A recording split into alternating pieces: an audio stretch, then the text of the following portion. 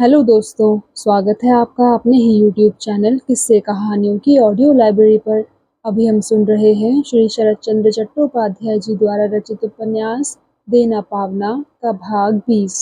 तो चलिए सुनते हैं आज का भाग। एकाएक जीवानंद ने देखा कि एक आदमी फुर्ती से चला आ रहा है। अंधकार में भी उसे पहचानने में देर नहीं हुई। उसने पुकारा, अलका। षोडशी चौंक कर खड़ी हो गई। आवाज सुनते ही उसने समझ लिया था कि यह जीवानंद है।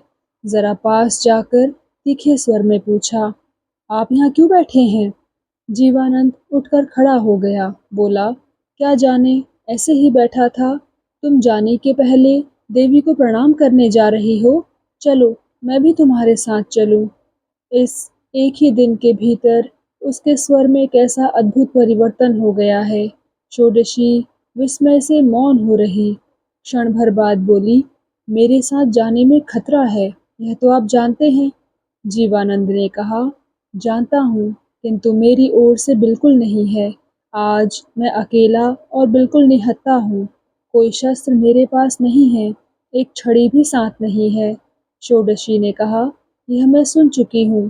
प्रफुल्ल बाबू आपको ढूंढने निकले थे। उन्हीं से सूचना मिली कि आप निहत्थे ही अकेले घर से निकले हैं। और जीवानंद ने कहा, और सनक में शराब पिए बिना ही निकल पड़ा हूँ, यही ना? षोडशी ने कहा, जी हाँ, किंतु चंडीगढ़ में यह काम आप फिर भविष्य में ना कीजिएगा। जीवानंद ने कहा, यह काम तो मैं रोज करूँगा और जब तक जीता रहूँगा तब तक करूँगा। प्रफुल्ल ने तुमसे इतनी बातें कही और यह बात नहीं कही कि इस जीवन में और चाहे जो कुछ क्यों ना स्वीकार करूँ, पर यह बात मैं एक दिन भी अब स्वीकार ना करूँगा कि मेरा कोई शत्रु है। षोडशी मौन होकर खड़ी रही। कोई युक्ति लेकर तर्क नहीं किया। इसके स्थायी होने के बारे में भी कोई प्रश्न नहीं किया। जीवानंद के चेहरे के भाव को अंधकार में वह देख ना पाए, किंतु यह उसका अद्भुत कंठस्वर आधी रात में इस सुनसान मैदान के बीच उसके दोनों कानों में एक अद्भुत सुर में बजने लगा। कुछ देर बाद उसने कहा, मेरे साथ मंदिर जाकर आपको क्या लाभ होगा? जीवानंद ने कहा, कुछ नहीं, केवल जब तक तुम यहाँ हो तुम्हारे साथ रहूँगा, और जब जाने का समय होगा तब तुमको गाड़ी पर चढ़ाकर मैं घर चला जाऊँगा। षोडशी तुरंत कुछ उत्तर ना दे सकी। जीवानंद ने फिर कहा, जाने के दिन अब तुम मुझ पर अविश्वास न करो अलका। मेरे जीवन का मूल्य तुम जानती हो। शायद अब फिर भेंट भी ना होगी। मुझ पर तुम कितनी ही प्रकार से दया करती हो। अपने अंतिम दिन तक मैं उन्हीं सब बातों को याद करता रहूँगा। षोडशी ने कहा, अच्छा आइए। यह कहते हुए वह आगे बढ़ी। 2 मिनट के लगभग चुपचाप चलने के बाद जीवानंद ने कहा, लोग कहते हैं वह दया के योग्य नहीं है। अच्छा अलका, दया के लिए योग्यता अयोग्यता क्या है? दया जो करता है वह तो अपने ही स्वार्थ से करता है, नहीं तो दया पाने की योग्यता मुझ में थी। इतना बड़ा दोषारोपण तो मेरा बड़े से बड़ा शत्रु भी नहीं कर सकता, तुम तक नहीं कर सकोगी। षोडशी ने कोमल स्वर में कहा, मुझसे बड़ा शत्रु आपका शायद संसार में और कोई नहीं है। जीवानंद ने उत्तर दिया, नहीं। मंदिर में प्रवेश करने के बाद जीवानंद एकाएक कह उठा, मज़ा देखो अलका, जिनके अपने लिए अन्न नहीं है, संसार में वे ही दूसरे के अन्न में सबसे बड़ी बाधा है। षोडशी के जिज्ञासापूर्ण मुख से घूम कर देखते ही जीवानंद ने कहा, मैं अब तक इसी मंदिर में बैठा था। भैरवी नहीं है, अब जमींदार ही करता धरता है।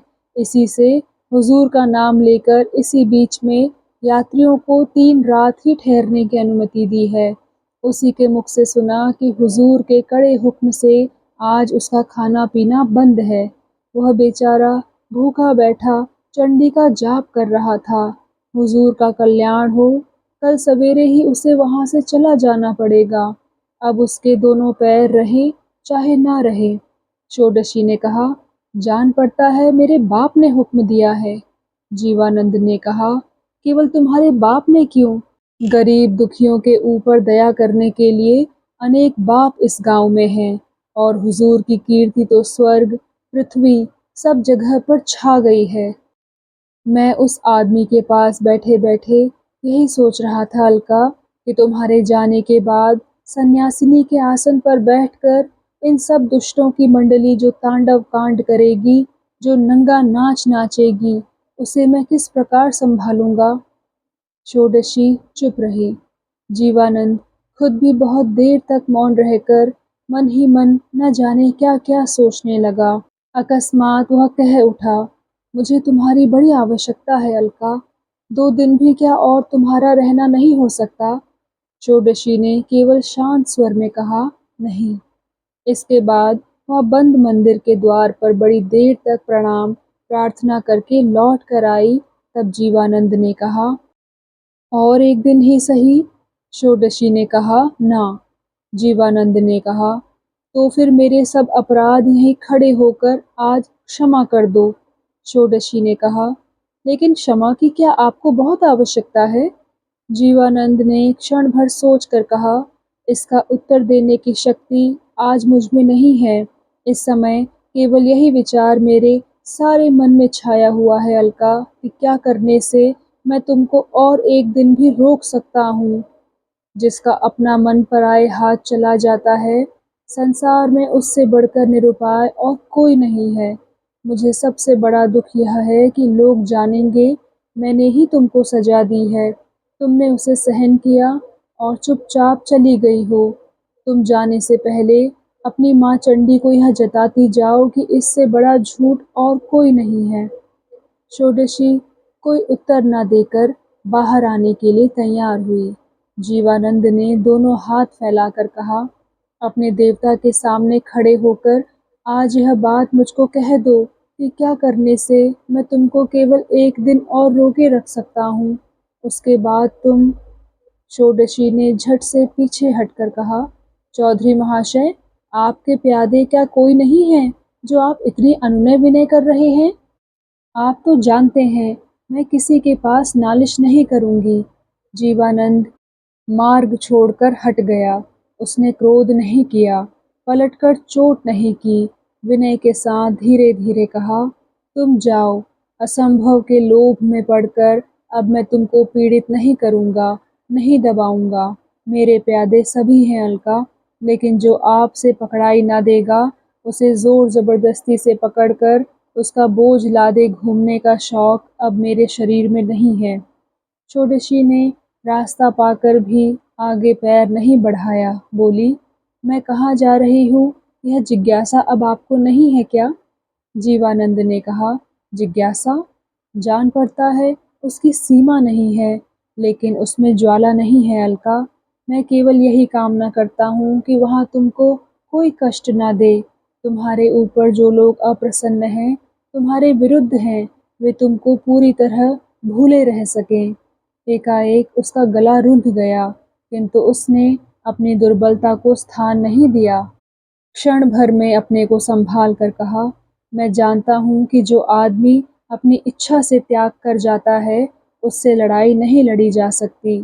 तुमने जिस दिन हम लोगों के हाथ में चाबी दे दी, उसी दिन से तुमसे हम सब लोगों की हार हो गई। तुम्हारे बल की आज सीमा नहीं है, फिर भी तो मनुष्य का मन नहीं मानता। जब तक जितने दिन रहूंगा, मेरी यह आशंका कभी नहीं मिटेगी। षोडशी ने उसी जगह माथा टेक कर प्रणाम किया और जीवानंद के पैरों की धूल माथे से लगाकर कहा, आपके निकट मेरा अनुरोध है कि। जीवानंद ने पूछा, क्या अनुरोध है अलका? षोडशी ने क्षण भर चुप रहकर कहा, इसे आप जानते हैं। जीवानंद ने जरा सोच कर कहा, शायद जानता हूँ, शायद सोच कर देखने से जान पड़ता है, सो कर ना पाऊंगा। आज ही कुछ देर पहले इसी मंदिर के अंधकार में खड़े होकर कोई 2 आदमी देवी की चौखट छूकर कसम खा गए हैं कि जिसने उसकी माँ का सर्वनाश किया है, उसका सर्वनाश किए बिना वे चैन की सांस नहीं ले लेंगे। आड़ में खड़े होकर अपने कानों से मैंने सब सुना है। 2 दिन पहले शायद विचार होता कि वह आदमी शायद मैं ही हूँ, और तब चिंता की सीमा नहीं रहती, किंतु आज उसका कुछ भी ध्यान नहीं हुआ। क्यों? क्या हुआ अलका? षोडशी बोली, नहीं, कुछ नहीं। यह कहकर षोडशी फिर से सीधी खड़ी हो गई। अंधकार में जीवानंद नहीं देख पाया। सहसा षोडशी का मुख राख के समान रंगहीन हो गया। उसने कहा, चलिए, जरा आज मेरे घर चलकर बैठना होगा। मुझे गाड़ी पर सवार कराए बिना मैं आपको घर नहीं जाने दूंगी। आइए। बैलगाड़ी के नीचे चादर ओढ़े गाड़ीवान सोया हुआ था। षोडशी के पैरों की आहट अनुभव करके उसने कहा, माँ, शैवाल दीदी तो 10-12 कोस की राह है। कुछ रात रहे ना चलने से पहुँचने में कल पहर भर दिन चढ़ जाएगा। षोडशी ने कहा, अच्छा, वही होगा। कई पग आगे बढ़कर षोडशी ने कहा, शायद आपने सुन लिया कि मैं कहाँ जा रही हूँ। जीवानंद ने कहा, सुना क्यों नहीं? षोडशी ने कहा, बहुत दूर नहीं है। आपका क्रोध इतने से रास्ते को अनायास ही खोज सकता है। जीवानंद ने कहा, लेकिन तुम्हारे प्रति मेरे मन में क्रोध तो नहीं है।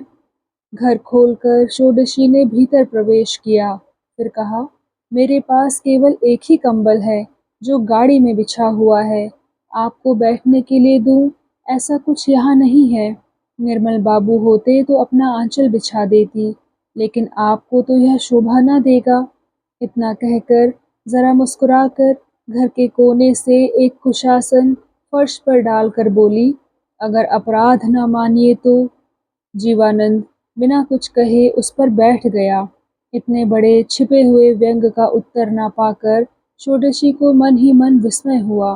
दीपक का प्रकाश बहुत ही क्षीण हो चला था। षोडशी ने उसे तेज करके और हाथ में लेकर जीवानंद के मुंह के पास जाकर क्षण भर मौन भाव से देखकर कहा, क्या सोच रहे हैं, बताइए तो। जीवानंद बोला, मेरे सोचने का, मेरी भावनाओं का क्या कोई अंत है? षोडशी बोली, अंत ना हो, आदि तो है, वही कहिए। जीवानंद ने सिर हिलाकर कहा, नहीं, वह भी नहीं है। जिसका अंत नहीं, उसका आदि भी नहीं रहता। षोडशी के मुंह तक आया कि कहे, यह सब तो केवल दर्शन शास्त्र की बोली है, केवल कहने भर को है। इसको लेकर संसार नहीं चलता। किंतु जीवानंद के मुख को देखकर उसके मुंह से आवाज नहीं निकली। मन ही मन उसने विस्मित होकर अनुभव किया कि आज उसने केवल एक उत्तर देने के लिए ही यह बात नहीं कही। इस बात को लेकर वह और तर्क करना नहीं चाहता। जिसे उसने बिल्कुल ही निष्फल समझ लिया है, उसे लेकर और तर्क क्यों? उसी जगह कुछ चुप रहने के बाद षोडशी ने उठकर दीप को यथास्थान रख दिया। हाथ धोने के बाद फिर कहा, मेरी एक प्रार्थना मानिएगा? जीवानंद ने पूछा, क्या प्रार्थना? षोडशी बोली, इस घर में एक दिन आपने मांग कर भोजन किया था। आज वैसे ही मेरे कहने से आपको भोजन करना होगा। जीवानंद ने कहा, लाओ, दो, भूख लगी है। षोडशी बोली, यह मैं जानती हूँ। हम औरतों को मर्दों के मुंह की ओर देखते ही पता लग जाता है। षोडशी ने सामने ही पानी से चौका लगाकर स्थान बना दिया। देव का प्रसाद आज नहीं था। उसकी प्रजा आज उसे बहुत कुछ खाने पीने की सामग्री दे गई है। वही पत्ते पर सजाकर लाने के लिए षोडशी रसोई घर की ओर चली गई। अकेले रहने पर जीवानंद ने चारों ओर ताक कर देखा। उसे आले पर उस दिन की दवात और कलम दिखाई पड़े। 2-1 मिनट सोचने के बाद उसने यह दवात और कलम उतार ली। पॉकेट से एक चिट्ठी निकालकर उसमें जो एक कोरा अंश था वह फाड़कर दीपक के सामने आकर वह पत्र लिखने लगा। जान पड़ता है 3-4 पंक्तियों से अधिक नहीं लिखा। पत्र समाप्त करके बंद किया, फिर ऊपर षोडशी का नाम लिखकर उसे जेब में रख लिया। कुछ देर में षोडशी खाने की सामग्री लेकर आ गई। शाल पत्ते के दोने में पानी से भिगोए हुए महीन धान के चिवड़े, शाल पत्र के दोने में ही दही और अन्य एक पत्ते में कुछ फल मूल और चीनी तथा एक लोटे में जल लाकर जीवानंद के सामने रखकर थोड़ी सी मलिन हंसी हंसकर उसने कहा, उस दिन धनी का दिया हुआ देवी का प्रसाद था और आज गरीब के घर के चिवड़े, दही और ज़रा सी चीनी है। यह क्या आपको अच्छा लगेगा? हाथ मुंह धोकर खाने के लिए बैठकर जीवानंद ने कहा, तुम खाने को दो तो मैं मुंह के लिए चिंता नहीं करता अलका, लेकिन पेट को सहन हो जाए तो ठीक है। मेरा वही फिर पेट का दर्द। बात पूरी भी नहीं हुई थी कि पलक झपकने के पहले ही षोडशी ने वह पत्ता जीवानंद के आगे से खींच लिया। हाथ से माथा ठोंककर व्याकुल म्लान मुख से कहा, मेरा भाग्य खराब है, इसी से भूल गई थी, लेकिन यह चीज़ तो अब मैं प्राण जाने पर भी आपको खाने के लिए ना दे सकूंगी। जीवानंद ने लज्जा अनुभव करके कहा, थोड़ा खाने से शायद हानि ना होगी। षोडशी ने कहा, शायद? शायद को लेकर आप लोगों का काम चलता है, किंतु हम औरतों का नहीं चलता।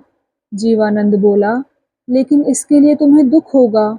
षोडशी ने आंखें फाड़ कर कहा, दुख क्या होगा जी, जाते समय तुम्हारे मुंह का कौर छीन लिया है, कुछ भी खाने को नहीं दे सकी, मैं तो रो रो कर ही मर जाऊंगी। क्षण भर चुप रहकर फिर एकाएक एक प्रकार से अनुनय भरे स्वर में वह कह उठी, उस समय अनेक झंझटों के मारे रसोई नहीं बना सकी, इस समय संध्या के बाद बनाई है, भात और मछली का झोल। जीवानंद ने पूछा, मछली का झोल कैसे? षोडशी ने हंसकर कहा, क्यों, मैं विधवा हूँ क्या, मैं तो सब खाती हूँ। इतनी देर बाद जीवानंद हंसा, बोला, तो वह सब अपने लिए रखकर मुझे दया करके फलाहार क्यों कराने चली थी? षोडशी बोली, मुझसे भूल हुई, मुझसे अपराध हुआ, 100 बार भूल स्वीकार करती हूँ। अगर कहिए तो मैं आपके आगे 10 हाथ नापकर नाक में खत दे सकती हूँ। कहते हुए वह भीगे चिवड़ों का पत्ता उठाकर हंसती हुई मछली का झोल और भात लाने के लिए उठ गई। षोडशी के प्रश्न के उत्तर में जीवानंद ने जब कहा था कि उसकी भावना चिंता का आदि अंत नहीं है, तब झूठ नहीं कहा था। जान पड़ता है, बात बढ़ाकर भी नहीं कही थी। अपने जीवन को उसने कभी अपनी आलोचना का विषय नहीं बनाया, उस पर विचार नहीं किया। इसी से बिछौने के अभाव में उसकी शैया पर बहुमूल्य शाल बिछता है। इसी कारण वह अपने हाथ के पास एशट्रे न मिलने पर सोने की घड़ी के ढक्कन के ऊपर जलती हुई चुरुट रखने में लेश मात्र आनाकानी नहीं करता। भविष्य उसके निकट सत्य वस्तु नहीं है। जो आया नहीं, उस अनागत के प्रति वह भ्रूक्षेप भी नहीं करता। नारी की जिस देह को वह देख पाता है, उसी के ऊपर उसकी आसक्ति है, किंतु आँख खोलकर जिसे देखा नहीं जाता, वह जो नारी का उसकी देह के अलावा नारित्व है, उसके प्रति उसे कोई लोभ ही न था। किंतु ग्रह दशा के फेर से यौवन के दूसरे छोर पर आकर आज जिस भयंकर स्थान में वह राह भूल गया है, उसका कोई पता ही पहले उसे नहीं था।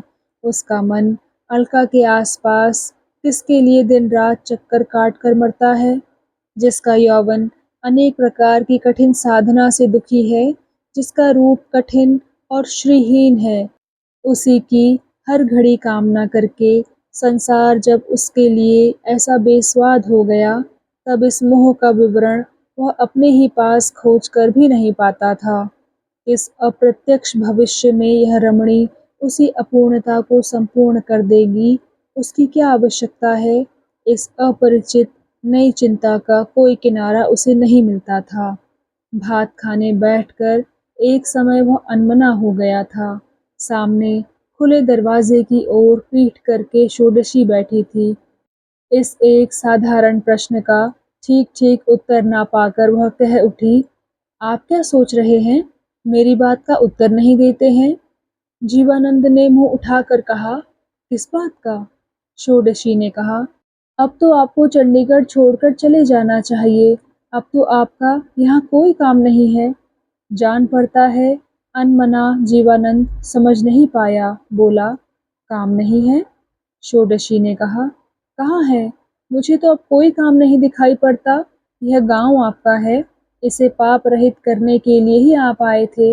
मुझ जैसी असती को निर्वासित कर देने के बाद अब यहाँ आपकी क्या आवश्यकता है? मैं तो नहीं देख पाती। जीवानंद बोला, लेकिन तुम तो असती नहीं हो। कहकर जीवानंद आंखें खोलकर षोडशी की ओर ताकता रहा। क्षण भर के लिए दोनों की आंखों से आंखें मिली। इसके बाद षोडशी ने अपना मुंह दूसरी ओर फेर लिया, किंतु इतनी देर, इतनी बातचीत के बीच जो वस्तु उसने लक्ष्य नहीं की, उसे क्षणिक दृष्टि में यही पहले पहल देखकर वह सचमुच ही विस्मित हो उठी। जीवानंद की आंखों में वह बुद्धि की तेजी नहीं थी। मुँह की बातों की तरह उसकी चितवन स्पष्ट, सरल और स्थूल थी। वह अब यह देख पाई कि उसकी वक्रोक्ति और मान-अभिमान इस आदमी के निकट व्यर्थ हुआ। ज़रा चुप रहकर उसने कहा, किंतु यह बात तो इतने दिन मेरी अपेक्षा आप ही अधिक जानते थे। जीवानंद ने कहा, किंतु निर्मल तुमको प्यार करता है, यह तो सच है। इसके उत्तर में षोडशी ने अपने लज्जा से लाल हो गए चेहरे को दूसरे की दृष्टि से ओझल रखकर कहा, यह क्या मेरा दोष है? और कोई प्यार की कंजूसी से मेरे जीवन को दूभर बना डाले तो वह भी क्या मेरा अपराध है? लेकिन उसका मुख देखकर षोडशी को पछतावा हुआ। उसने चटपट कहा, किंतु मेरे दोष के लिए तो यह सब जिम्मेदार नहीं है। यह कहकर उसने सामने का अन्न पात्र दिखाकर कहा, खाना क्यों बंद हो गया? सभी तो पड़ा हुआ है। जीवानंद बोला, नहीं, खा तो रहा हूँ। यह कहकर उसने खाने में मन लगाया। गाड़ीवान ने बाहर पुकार कर कहा, माँ, क्या और अधिक देर होगी? षोडशी ने कहा, नहीं भैया, अब अधिक देर न होगी। गला धीमा करके जीवानंद से कहा, लेकिन आपको चंडीगढ़ से जाना ही होगा, यह मैं कह देती हूँ। जीवानंद ने कहा, कहाँ जाऊँ बताओ? षोडशी बोली, क्यों, अपने घर बीजगांव में? जीवानंद बोला, ठीक है, चला जाऊँगा। षोडशी बोली, किंतु कल ही जाना होगा। जीवानंद ने सिर उठाकर कहा, कल ही?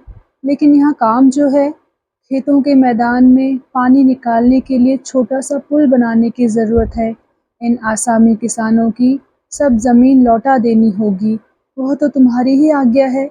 इसके अलावा मंदिर की एक अच्छी व्यवस्था होनी चाहिए। यहाँ जो अतिथि अभ्यागत आते हैं, उन पर भी अत्याचार ना हो। यह सब किए बिना ही क्या तुम चले जाने के लिए कहती हो? षोडशी असमंजस में पड़ गई, लेकिन फिर भी हंसकर पूछा, ये सब साधु वाक्य कल सवेरे तक ही टिकेंगे। जीवानंद ने इस परिहास में योग नहीं दिया, चुप ही रहा। इस बात का उत्तर भी नहीं दिया, चुपचाप बैठकर भोजन करने लगा।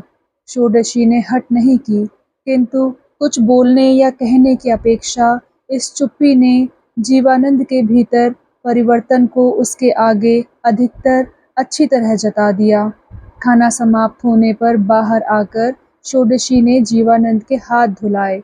उसके पास एकमात्र गमछा था, जो पहले ही पोटली बांधने के काम आकर गाड़ी पर पहुंच चुका था। अतएव अपनी धोती का आंचल जीवानंद के हाथ में देकर उसने कहा, यह लीजिए। जीवानंद ने हाथ मुंह पोंछकर एकाएक कहा, लेकिन तुम यह और किसी को नहीं दे पाती अलका। षोडशी ने अपना आंचल खींचकर सिर झुकाए हुए केवल इतना ही कहा, घर में आकर और जरा बैठिए, सब समझकर निकल पड़ने में अब और अधिक देर न होगी। मुझे गाड़ी पर बैठाकर तब आप जा सकेंगे। जीवानंद ने कहा, अर्थात तुमको निर्वासित करने का काम पूरा करके ही जा सकता हूँ। अच्छी बात है, मैं वही करके जाऊँगा। लेकिन तुम्हें भी एक काम करना होगा। अपने किए कर्म का फल मैं नहीं भोग करूँगा तो और कौन करेगा? यह बात मैंने एक बार भी किसी के आगे नहीं कही, किंतु जाने के समय तुम्हारे निकट केवल इतना ही चाहूँगा कि मैं इससे अधिक और दुख ना पाऊँ। उसने घर के भीतर आकर जेब से केवल वही चिट्ठी निकालकर षोडशी के हाथ में देकर कहा, दिन भर तुमने कुछ खाया पिया नहीं, अब कुछ मुंह में डाल लो, मैं तब तक अंधकार में घूम आऊं, ठीक समय पर आ जाऊंगा। वह जैसे ही बाहर जाने लगा, वैसे ही तुरंत पलक मारते ही षोडशी दरवाज़ा रोककर खड़ी हो गई। इतनी बातों के बीच भी जो इस आदमी ने उसके खाने जैसी छोटी बात का ख्याल रखा, यह बात जानकर उसे जैसे किसी ने सुई चुभो दी। हाथ की चिट्ठी पर दृष्टि डालकर उसने पूछा, यह चिट्ठी तो मुझे ही लिखी गई है, आपके सामने ही क्या मैं यह नहीं पढ़ सकती? जीवानंद ने कहा, पढ़ सकती हो, किंतु उसकी कोई आवश्यकता नहीं है। इसका उत्तर देने की आवश्यकता न होगी। मुझे दुख से बचाने के लिए उससे कहीं अधिक दुख तुमने स्वयं ग्रहण किया है, वरना इस तरह शायद तुमको यहाँ से जाना भी ना पड़ता। मेरा अंतिम अनुरोध इसमें लिखा हुआ है। उसे यदि रख सको तो इससे बढ़कर आनंद की बात मेरे लिए और नहीं है। षोडशी ने कहा, तो इसे पढ़ूं? जीवानंद चुप रहा। षोडशी ने उस कागज को खोलकर वह कई पंक्तियों का छोटा सा पत्र एक सांस में पढ़ डाला और निश्चल होकर खड़ी रही। बाहर उसका नाम लिखा रहने पर भी वास्तव में यह उसका नहीं है। भीतर लिखा था, फकीर साहब, षोडशी का असली नाम अलका है। वह मेरी धर्मपत्नी है। आपके कुष्ठाश्रम के कल्याण की कामना करता हूँ, किंतु आप उससे कोई छोटा काम न कराइएगा। आश्रम की स्थापना जहाँ आपने की है, वह गांव मेरा नहीं है, किंतु उससे लगा हुआ शैवाल दीधी गांव मेरा है। इस गांव का मुनाफा 5-6 हजार रुपए है। आपको मैं जानता हूँ, किंतु आपके ना रहने पर पीछे कोई उसे निरुपाय समझकर उस मर्यादा की हानि ना करे, इस भय से आश्रम के लिए ही यह गांव मैं उसे देता हूँ। आप स्वयं एक दिन कानून का पेशा करते थे। इस दान को पक्का करने के लिए जो कार्रवाई आवश्यक हो वह कर लीजिएगा। उसका खर्च मैं स्वयं दूंगा। कागज पत्र तैयार करके भेजने पर मैं दस्तखत करके रजिस्ट्री करा दूंगा। श्री जीवानंद चौधरी। षोडशी ने बाहर आकर जल्दी से आंखें पोंछ डाली, फिर लौट कर कहा, तुमने इतनी खबर कहाँ से पाई? और कुष्ठाश्रम की दासी होकर जा रही हूँ, यही तुमने कैसे जाना? जीवानंद ने कहा, कुष्ठाश्रम की बात बहुत लोगों को मालूम है। रही तुम्हारी बात, आज ही देवता के सामने खड़े होकर जो लोग कसम खा गए, जिनकी बात अपने कानों से सुनकर भी उन्हें अंधकार में मैं पहचान नहीं सका, उनको तुमने कैसे जान लिया? षोडशी उसका ठीक उत्तर न देकर एकाएक कह उठी, तुम्हारा क्या अब संसार से मन उचट गया है? सब बांट बूट कर क्या तुम सन्यासी बनना चाहते हो? प्रश्न दोनों कानों में अनोखा ही सुनाई पड़ा। दोनों को अद्भुत लगा, किंतु देखते ही वह न जाने कैसे उत्तेजित हो उठा। बोला, मैं सन्यासी हूँ? बिल्कुल झूठ। संसार में मैं अब कुछ भी नष्ट न कर सकूंगा। यहाँ मैं जीना चाहता हूँ। मनुष्य के बीच एक मनुष्य की तरह जीना चाहता हूँ। मुझे घर चाहिए, गृहस्थी चाहिए, स्त्री चाहिए, लड़के चाहिए, और मरण को जिस दिन रोक ना सकूंगा, उस दिन उनकी आंखों के सामने ही यहाँ से चले जाना चाहता हूँ। मेरा बहुत कुछ जा चुका है। कितना गया है यह सुनकर तुम चौंक पड़ोगी, किंतु मैं अब और अपनी हानि नहीं कर सकूंगा। षोडशी डरते डरते धीरे धीरे बोली, लेकिन मैं तो सन्यासिनी हूँ। दुनिया में औरतों की कमी नहीं, किंतु इसके भीतर मुझे क्यों लपेटना चाहते हो? जीवानंद चुप रहा। दुनिया में स्त्रियों की कमी है या नहीं, यह बात कहने का साहस जिसे हुआ, उससे वह और क्या कहे। गाड़ीवान ने बाहर के सहन से जल्दी करते हुए कहा, माँ, रात बीतने में अब देर नहीं है। षोडशी बोली, चलो भैया, चलती हूँ। यह कहकर उसने बाकी बचा हुआ तेल दीपक में डालकर उसकी क्षीण ज्योति को बढ़ाकर बाहर निकल गई। घर में ताला बंद करने की आवश्यकता नहीं थी। जीर्ण द्वार में केवल जंजीर चढ़ाकर गले में आंचल डालकर उसने जीवानंद के पैरों के पास धरती पर माथा टेक कर प्रणाम किया। फिर उसके पैरों की धूल माथे से लगाकर कहा, मैं जाती हूँ। जीवानंद ने कहा, कुछ खाने पीने का वक्त नहीं मिला? षोडशी ने कहा, नहीं, मेरी प्रजा जानती है कि मैं सवेरे के समय यात्रा करूंगी। उसके आ जाने के पहले ही मुझे यहाँ से चले जाना चाहिए। फिर जरा हंसकर कहा, 1 आध दिन ना खाने से तो मैं मर नहीं जाऊंगी। साथ साथ बाहर आकर जीवानंद ने उसे गाड़ी पर चढ़ा दिया। गाड़ी हाँकने पर षोडशी के कान के पास मुँह ले जाकर जीवानंद ने कहा, तुम्हारी माँ ने एक दिन तुमको मेरे हाथ में दिया था, पर तुमको मैंने नहीं पाया। अगर उस दिन कोई मुझे तुम्हारे हाथ सौंप देता तो आज जान पड़ता है तुम अंधकार में इस प्रकार छोड़कर नहीं जा सकती। इसका जवाब षोडशी को ढूंढे नहीं मिला। खाली इन बातों की एक अव्यक्त, असीम, व्याकुल ध्वनि उसके दोनों कानों में भर गई। गाड़ी मोड़ में घूमने से पहले ही उसने मुंह घुमाकर देखा।